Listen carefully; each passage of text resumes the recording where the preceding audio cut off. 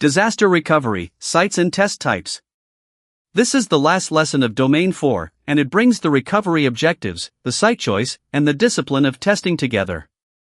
Two facts sit in the disaster recovery file.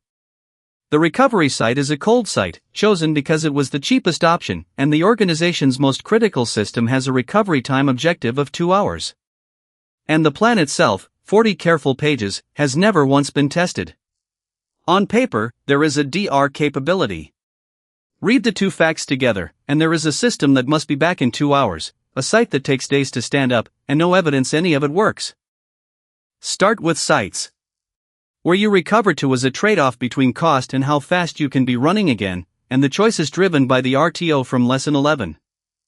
A hot site is fully equipped, with systems and current data ready to take over almost immediately.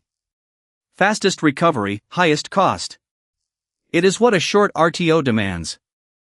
A warm site is partially equipped, some infrastructure in place, data restored on activation.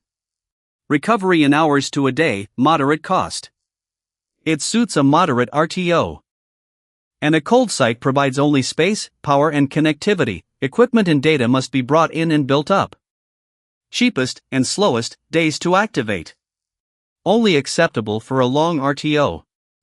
There is also a mirrored or fully redundant site, running in parallel with near real-time data, for effectively immediate failover at the highest cost. So the cold site in our scenario is the finding. Chosen on price, it cannot possibly meet a 2-hour RTO.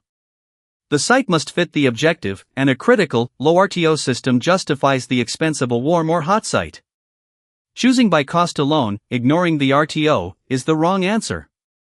Now testing, because a DR plan is only proven by testing, and the test types form a ladder, from least to most rigorous, and from least to most risky. Assurance and risk rise together as you climb it. At the bottom, the checklist, or desk review, checks the plan on paper for completeness, and the structured walkthrough has the recovery team talk through it together. Lowest effort, lowest assurance, no system is actually recovered. Next, simulation. The team roleplays a disaster scenario and their response, without affecting production. And at the top, the parallel test brings the recovery systems up at the alternate site alongside production and compares outputs, and the full interruption test actually fails production over to the recovery capability.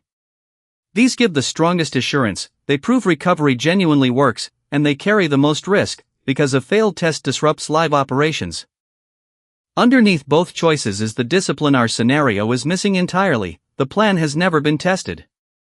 A DR plan is full of assumptions, dependencies, data that must restore, steps timed on optimism, and only testing exposes them while it is still safe to fix them.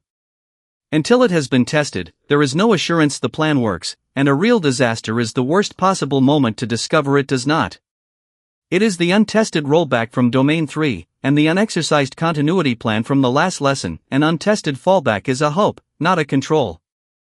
So carry this away, and it closes the domain. Match the recovery site to the RTO, not to the budget. A cold site cannot serve a critical, low RTO system however cheap. The more rigorous the test, the more assurance and the more risk. And an untested DR plan, like an untested backup, proves nothing at all. That completes Domain 4.